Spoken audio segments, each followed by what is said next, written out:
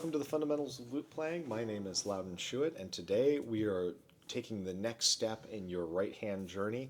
We're going to be looking at how to play three notes at the same time, and we will be focusing on just the right hand today.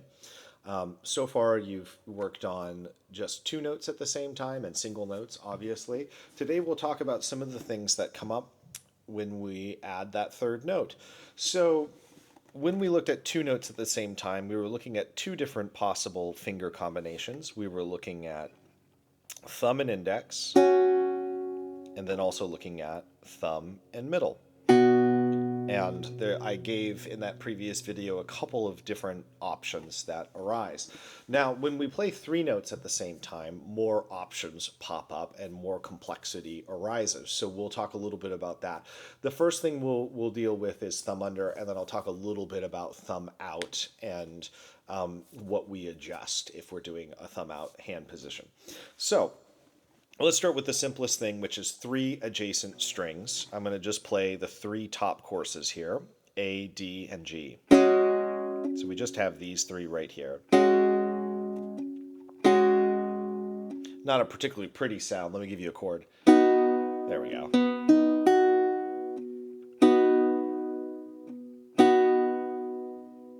And what you'll notice is I'm using my thumb for the lowest note, my index finger for the middle note, and my middle finger for the highest note. You'll also notice that when I pluck, my index finger and my middle finger run into the thumb. And I discussed this a little bit when playing two notes at the same time. This is totally fine. And sometimes what I notice with beginners is that they're afraid of that happening, so they sort of bounce the fingers out, and they don't like the fingers touching the thumb. But what I would do instead is, especially in thumb under, really get used to that. It's absolutely fine for the fingers to hit the thumb as they pluck. Now, we'll get into some nuances here, but when we're playing three notes at the same time, one of the things that can happen is we lose a note. We lose the clarity of a note. We might get a situation where it sounds like this, and we're missing that note, the middle voice, which is the most common voice to lose. So if you're playing three notes at once, you may notice that you're getting a fair amount of the outer voices, but not much of that inner voice. I know that was my problem. I have seen students, though, where actually the issue was getting the highest note to sound or the lowest note to sound. So I think it's important to go through, play each of the notes separately,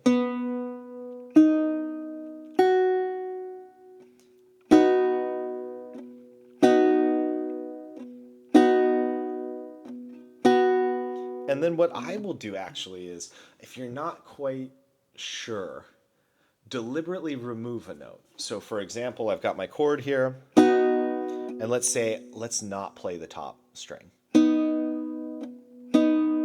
Okay, now let's add it back in. Okay, let's not play the middle string, of course. Been teaching lots of guitar lately, so I'm saying strings instead of courses, but I mean courses. Okay, let's add that E back in. Great. Now let's take the bass out. And then let's add it back in. So making sure that all three notes are audible.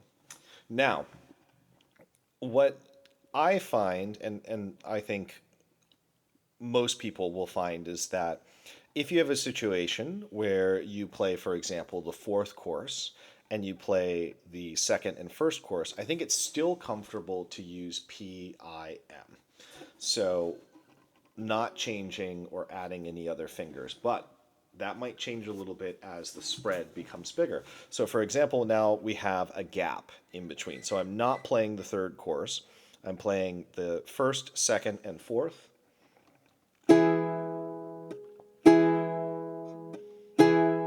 And here I find it's a little less likely to sort of bump into each other. But again, I'm still, the fingers are coming into contact with the thumb. And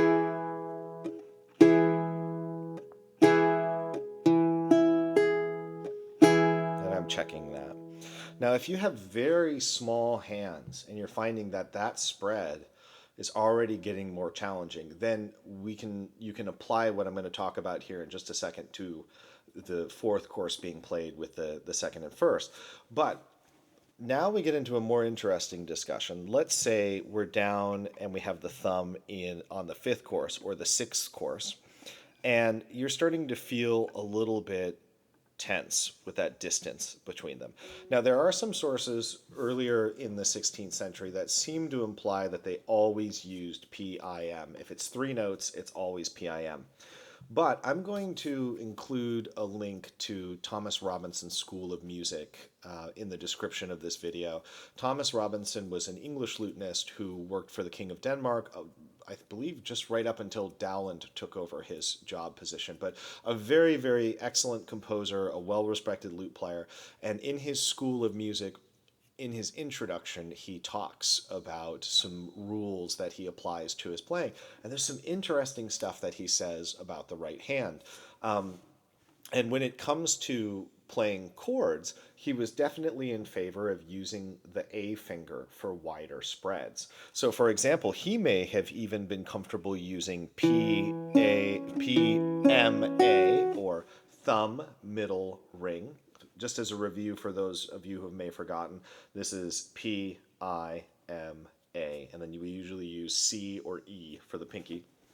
So Robinson would have been completely comfortable with putting the thumb on the fourth course, skipping the index, and using M and A. Whereas some earlier sources would indicate that you would still use PIM. So experiment with these two options versus PIM. And I find they do have a little bit of a different color. I find with A, for me, it's a little warmer. And then with the PIM, it's a little brighter, maybe a little clearer. So something to think about is that color change. And then once we get down to the thumb being on the sixth course, I do find, for me, it's the sixth course. Like at this point, I do like to use PMA. That's not a universal thing. Sometimes I don't. Sometimes I use PIM, depending on the context. But you can also use PMA. Now, if I'm doing a real spread, so for example, if I'm playing a chord that uses the sixth course, the fourth course, and the first course, something like that, I almost always use the A finger on top. The only time I don't is if it creates a really big color change. So in that case, the spread is matching as much as I can the spread over here. This is an interesting thing because, again, in some earlier sources, it seems to imply that it's always going to be PIM. And you do see some iconographic evidence of players with some pretty wide spreads. And I know that we have to be careful about iconographic evidence being used because there was posing and it's artist interpretation. But it's interesting, and there are some, I think it's German sources that seem to indicate you would just use PIM whenever you had three notes at the same time. Which to some degree is attractive. It's a simple system. You're just using those three fingers. But I have found that there are definitely times when it's really nice to use that A finger. So if you have a spread, and don't worry about whether the spread matches exactly what I talked about in this video. Let's say we had a spread where you play the sixth course, the fifth course, and the first. This is a really, let's say you had something like this. I mean, that I would find really hard to do with M. It's doable, but I find it much easier with A, I have to say. It may be that you like to use M more, but I would experiment and figure out what feels best for you. And that may change down the road. If you're a beginner and you're like, okay, I just three notes, three fingers. Let's just do it that way. That's absolutely fine. if you are going, oh, well, that's really uncomfortable, then what you're going to want to do is start to incorporate that A finger. And so far, you haven't really used that A finger a lot, so it may feel very weak and very clumsy. And what you may want to do is spend some time just plucking with the A finger, maybe taking a little.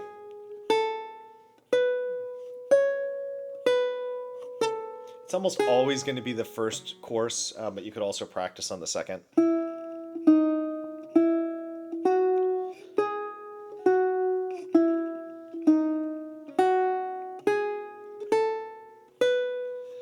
Just getting that nice and clear. Whereas if you've decided that you want a simple system and you just want to use PIM, what I would probably work on are these nasty spreads.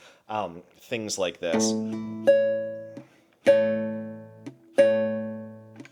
Which honestly is not so bad now that as I do it in front of you.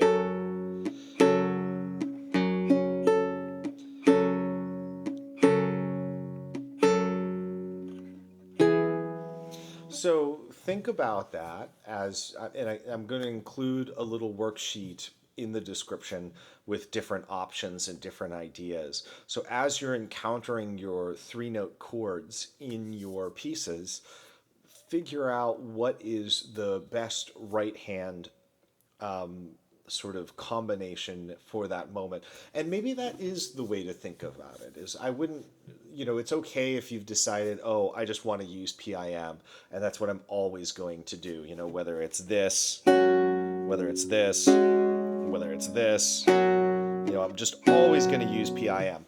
Fine.